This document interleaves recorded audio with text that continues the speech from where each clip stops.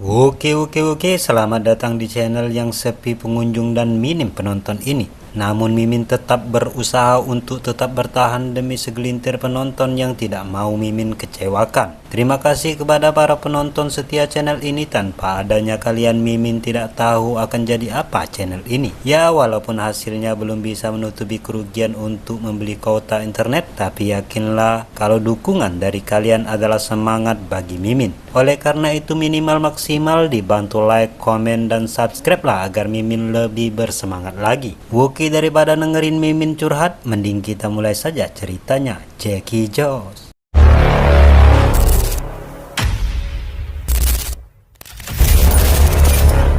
Setelah pertarungan mereka berakhir, Zhehuali bersiap pergi.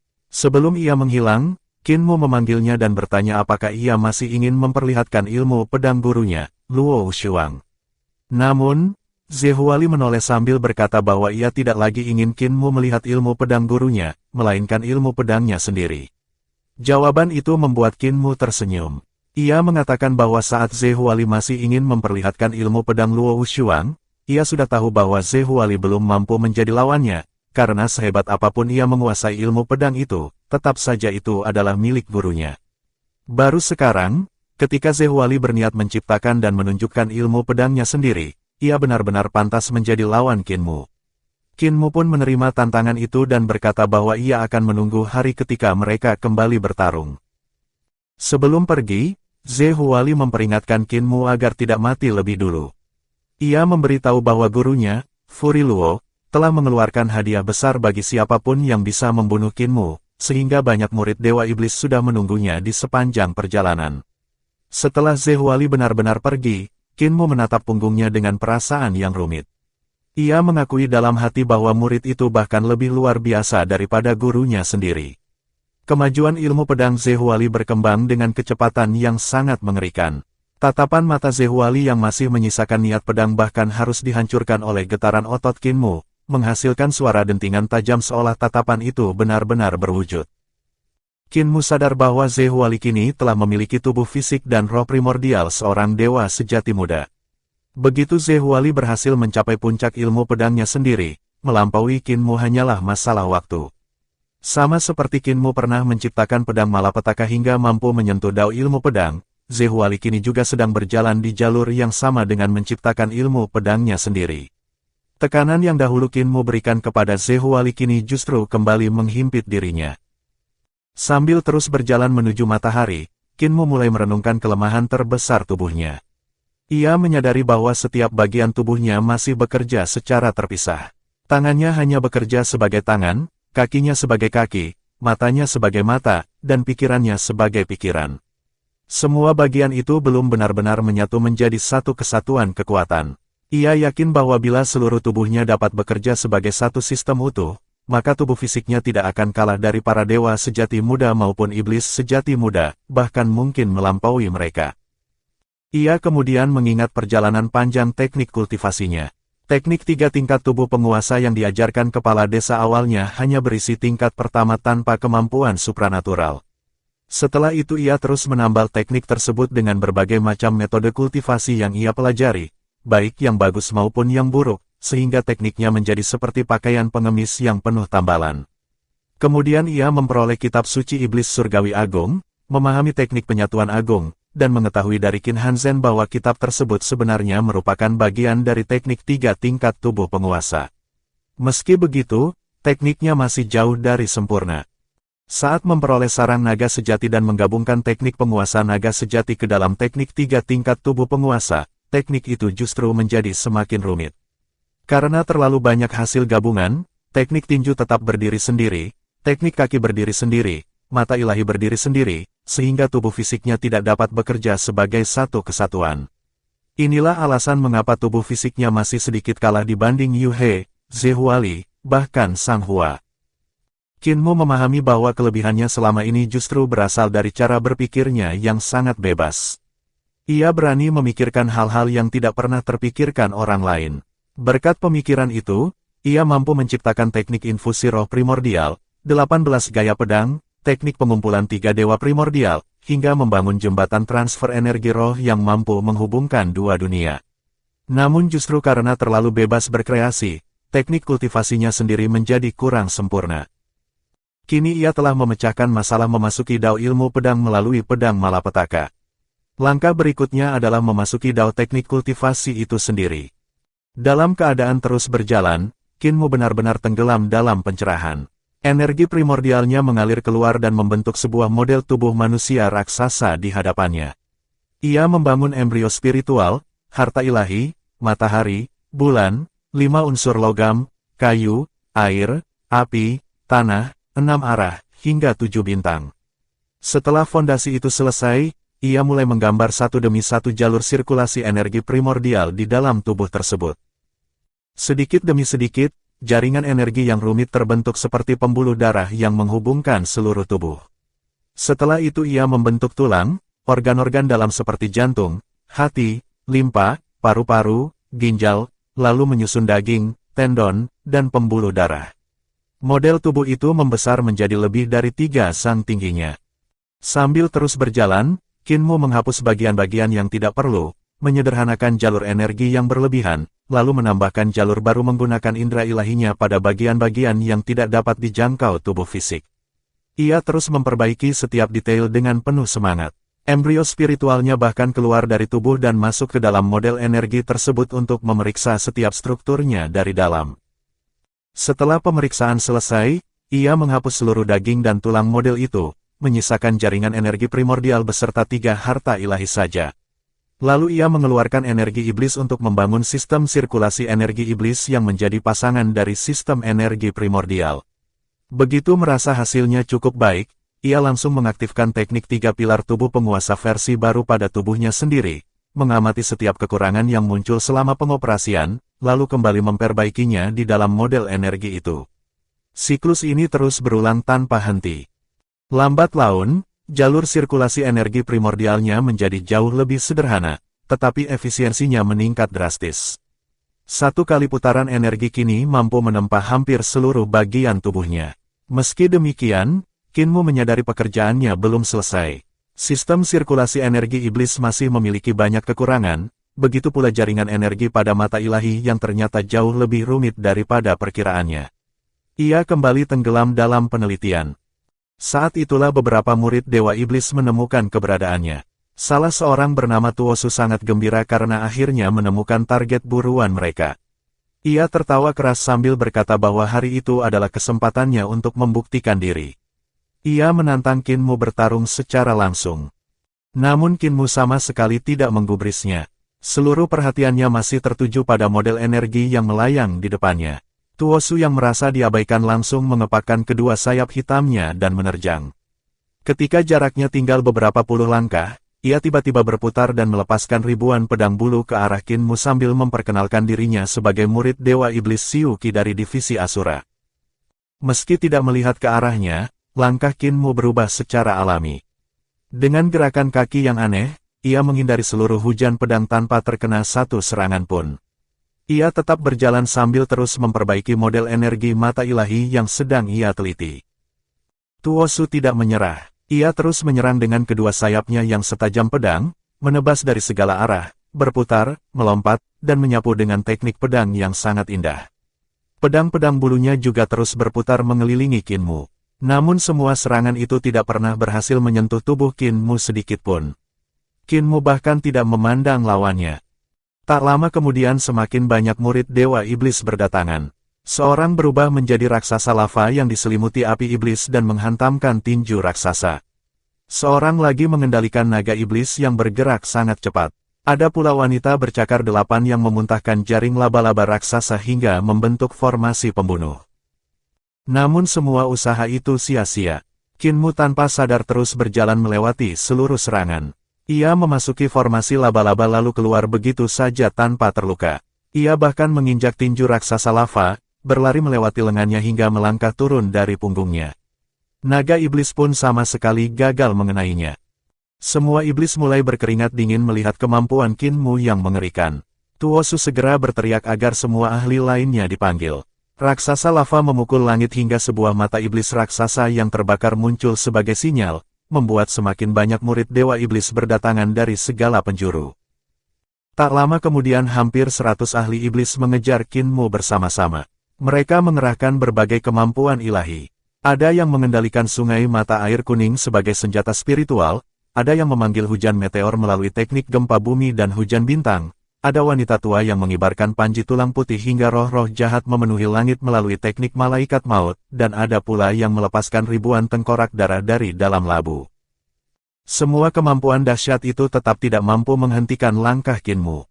Ia terus berjalan melewati seluruh serangan tanpa terluka sedikit pun karena pikirannya masih sepenuhnya berada dalam kondisi pencerahan.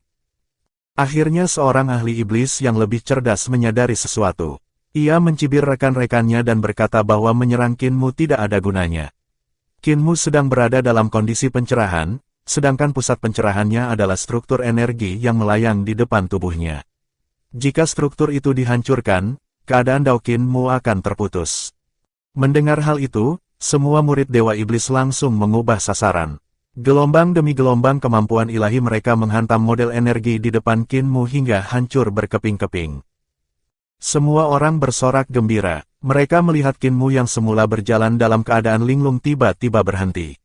Perlahan ia mengangkat kepalanya. Tatapannya masih dipenuhi sisa-sisa kebingungan akibat pencerahan yang terputus, tetapi perlahan berubah menjadi kemarahan yang luar biasa.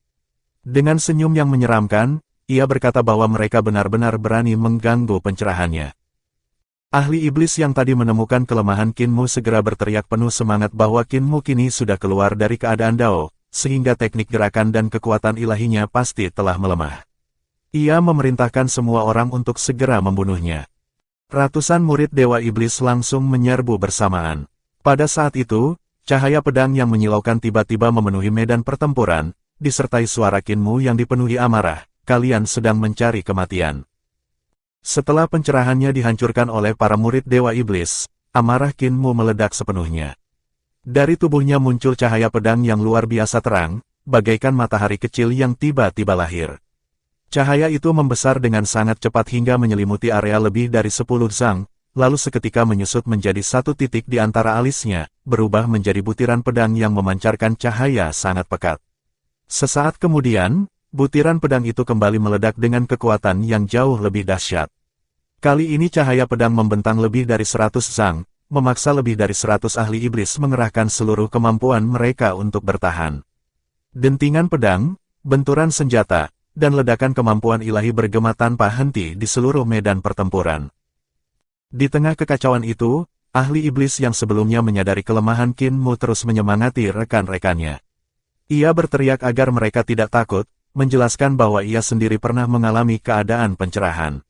Menurutnya, ketika seseorang berada dalam keadaan menyatu dengan Dao, setiap gerakannya mengikuti hukum Dao sehingga hampir mustahil disentuh. Namun sekarang Kinmu telah keluar dari keadaan itu dan seharusnya sudah kembali menjadi manusia biasa yang bisa dikalahkan.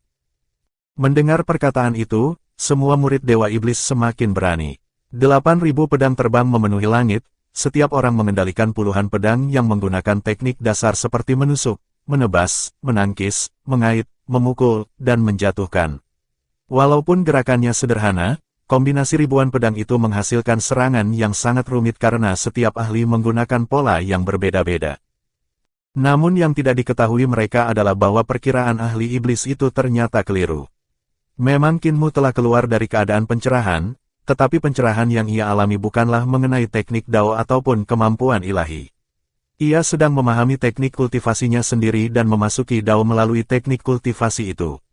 Selama proses tersebut, teknik 3 pilar tubuh penguasa miliknya telah disempurnakan. Tubuhnya kini mencapai keadaan sempurna. Setiap tulang, otot, dan anggota tubuh dapat bekerja sebagai bagian yang mandiri sekaligus menyatu sepenuhnya dalam satu sistem. Seluruh kekuatan tubuhnya kini dapat digabungkan menjadi satu tanpa ada kebocoran sedikit pun. Perubahan itu membuat kecepatannya melonjak ke tingkat yang belum pernah ia capai sebelumnya. Di mata para ahli iblis, mereka hanya melihat bayangan Kinmu yang bertumpuk-tumpuk seperti puluhan sosok bergerak bersamaan. Namun bagi Kinmu sendiri, dunia justru terasa melambat. Ribuan pedang yang beterbangan tampak seperti kelopak bunga yang melayang perlahan. Gerakan lawan, perubahan ekspresi mereka, bahkan aliran energi dalam kemampuan ilahi mereka dapat ia lihat dengan sangat jelas. Kinmu menyambar sebuah pedang terbang dan langsung menusuk tenggorokan seorang ahli iblis. Sebelum darah korban itu selesai menyembur keluar, ia sudah berada di belakang lawan berikutnya, meraih pedang lain dan menusukkannya menembus punggung hingga keluar dari dada. Setelah itu ia bertabrakan langsung dengan seorang ahli iblis bertubuh besar. Tinju mereka beradu keras. Pada saat benturan terjadi, kemampuan ilahi angin dan petir 9 naga milik Kinmu baru saja mulai dilepaskan. Akibatnya, seluruh tulang lengan lawannya hancur berkeping-keping hingga tulangnya menonjol keluar dari bahunya. Bahkan setelah Kinmu meninggalkan lawannya, kekuatan kemampuan ilahi itu masih terus meledak di dalam tubuh korban. 45 naga ilahi menyembur keluar dari punggung ahli iblis tersebut sambil membawa seluruh darah dan energi hidupnya. Di mata Kinmu, semua itu berlangsung sangat lambat. Setiap kali ia melukai lawan, darah yang menyembur tampak seperti bunga merah yang perlahan mekar di udara. Bahkan proses perubahan kemampuan ilahi musuh dari energi iblis menjadi rune, lalu berubah menjadi teknik Dao sebelum akhirnya meledak, semuanya terlihat jelas dan begitu indah baginya. Ia bahkan sempat menikmati keindahan perubahan setiap kemampuan ilahi itu melalui mata ilahi 9 langit miliknya. Ia menyadari bahwa penyempurnaan teknik 3 pilar tubuh penguasa bukan hanya memperkuat tubuh fisiknya. Kecepatan sirkulasi energi primordialnya meningkat drastis, kekuatan kemampuan ilahinya bertambah besar, dan seluruh tubuhnya menjadi jauh lebih efisien. Dengan peningkatan itu, teknik pedang paling sederhana sekalipun berubah menjadi serangan mematikan. Ia tidak memerlukan gerakan rumit. Satu tusukan atau satu tebasan sudah cukup untuk menemukan dan memanfaatkan kelemahan lawannya. Dalam waktu yang sangat singkat, Kinmu telah bergerak melewati seluruh medan perang. Setelah itu ia berhenti. Pedang-pedang terbang yang tadi memenuhi langit kembali berkumpul dan menyatu dengan pedang bebas khawatir miliknya hingga berubah lagi menjadi butiran pedang kecil. Barulah setelah Kinmu berhenti, seluruh kemampuan ilahi para ahli iblis yang terlambat mengenai sasaran meledak bersamaan di belakangnya. Ledakan demi ledakan menghancurkan hutan luas, merobohkan pepohonan dan mengguncang bumi. Setelah suara ledakan mereda, suasana berubah sunyi. Sesaat kemudian terdengar suara tubuh-tubuh yang roboh. Lebih dari 100 ahli iblis yang tadi mengepung Kinmu jatuh bergelimpangan sebagai mayat. Kinmu mengusap peluru pedang yang telah kembali ke tangannya lalu menoleh ke arah satu-satunya ahli iblis yang masih hidup. Orang itu adalah ahli yang sebelumnya menyuruh semua orang menghancurkan pencerahan Kinmu. Ia berdiri gemetar, wajahnya pucat dan dipenuhi rasa takut. Sementara itu Kinmu mencoba kembali membangun struktur energi mata ilahinya agar dapat memasuki keadaan pencerahan sekali lagi. Namun sekeras apapun ia berusaha, ia tidak dapat kembali ke kondisi tersebut. Semakin gagal, ia semakin kesal. Dengan marah ia menghancurkan struktur energi yang baru saja dibangunnya lalu melampiaskan amarah dengan rentetan pukulan ke depan. Tinju-tinjunya begitu kuat hingga udara di depannya memadat seperti tembok raksasa. Gelombang kejutnya merobohkan pepohonan, menghancurkan batu-batu besar, menerbangkan pasir dan bebatuan hingga lebih dari 10 mil, bahkan mengukir sebuah parit panjang di tanah. Setelah amarahnya sedikit reda, Kinmu menoleh kepada satu-satunya ahli iblis yang tersisa sambil berkata bahwa orang itulah yang menyuruh semua orang mengganggu pencerahannya. Kinmu bahkan mengakui bahwa lawannya cukup pintar karena mampu menemukan kelemahannya. Mendengar itu, naluri bertahan hidup ahli iblis tersebut akhirnya mengalahkan rasa takutnya. Ia menjerit keras, berubah menjadi seberkas energi iblis, lalu melarikan diri ke langit dengan kecepatan penuh. Kinmu hanya mengangkat kepala. Pola susunan di dalam mata ilahinya mulai berputar cepat, galaksi kecil di dalam pupilnya juga berputar. Dua sinar merah menyilaukan memancar dari kedua matanya dan langsung memotong energi iblis yang sedang melarikan diri itu. Tubuh ahli iblis tersebut terbelah di udara. Kepalanya, kedua kakinya, dan separuh tubuhnya jatuh dari langit. Kinmu mendengus dingin sambil berkata bahwa itulah akibat dari terlalu banyak bicara. Ia kemudian melanjutkan perjalanan sambil menendang sebuah batu besar yang tingginya melebihi tubuh manusia. Tidak lama setelah Kinmu pergi, beberapa sosok turun dari langit ke medan pembantaian itu. Mereka dipimpin oleh seorang dewa iblis yang aura iblisnya memenuhi seluruh daerah. Para bawahannya segera memeriksa mayat-mayat yang berserakan dan melapor satu demi satu bahwa murid Raja Iblis Si Jue telah terbunuh, murid Raja Mimpi Buruk juga mati, begitu pula murid Raja Iblis Neter, murid Dewa Iblis Siuki, murid Raja Iblis Liu Ye, bahkan kakak keenam mereka sendiri ikut terbunuh. Mendengar laporan demi laporan itu, Dewa Iblis tersebut mengaum dengan kemarahan yang luar biasa hingga seluruh hutan berguncang dan awan di langit tercerai-berai. Dengan penuh amarah ia berkata bahwa Kinmu telah membantai terlalu banyak elit ras iblis dan hampir memusnahkan generasi terkuat alam 7 bintang 6 harmoni milik ras iblis. Ia bersumpah Kinmu tidak akan pernah bisa keluar hidup-hidup dari wilayah ras iblis. Ia langsung memerintahkan seluruh pasukan untuk melepaskan anjing ilahi Nether guna melacak keberadaan Kinmu, dan menegaskan agar kali ini mereka tidak membiarkannya lolos. Seorang ahli alam surgawi sempat mengingatkan bahwa Raja Matahari Terikat sebenarnya menginginkan Kinmu ditangkap hidup-hidup bila memungkinkan, atau setidaknya mayatnya harus tetap utuh karena Kinmu menyimpan rahasia besar. Namun Dewa Iblis itu hanya menatap dingin hingga bawahannya langsung terdiam dan buru-buru menjalankan perintah. Sementara itu Kinmu yang sedang berjalan mendengar raungan Dewa Iblis dari kejauhan. Ia langsung menyadari situasinya semakin berbahaya. Sebelumnya yang mengejarnya hanyalah para murid Dewa Iblis di alam 7 bintang. Namun setelah ia membantai hampir seluruh elit generasi muda ras iblis, pasti lawan yang datang berikutnya akan jauh lebih kuat. Semakin mendekati garis depan peperangan, kota-kota pertahanan ras iblis semakin banyak. Di sanalah Kinmu melihat senjata pelacak paling mengerikan milik ras iblis. Dari belakang muncul sekelompok anjing ilahi Nether berkepala 2 berukuran sebesar bukit kecil.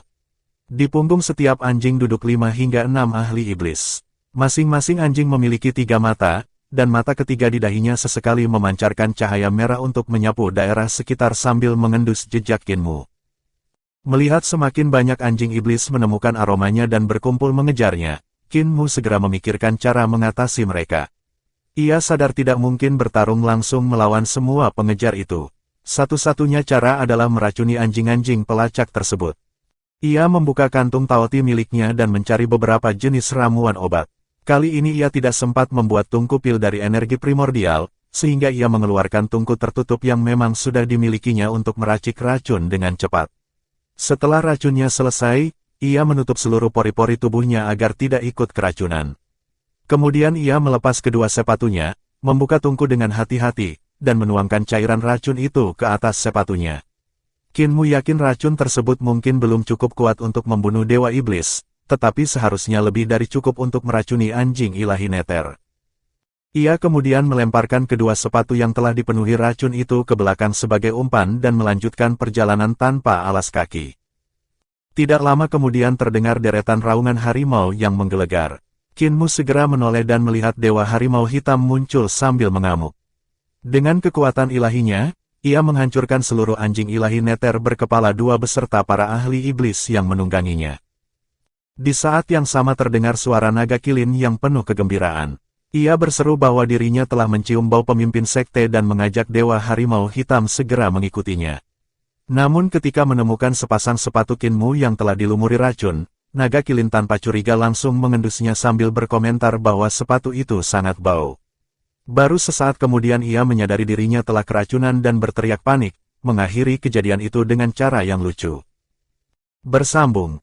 Ya, itulah tadi alur cerita yang mampu Mimin suguhkan kepada teman-teman sekalian di kesempatan kali ini. Mudah-mudahan dapat menghibur. Bagi yang suka silakan dukung channel ini dengan like, komen, dan subscribe. Ceki jos.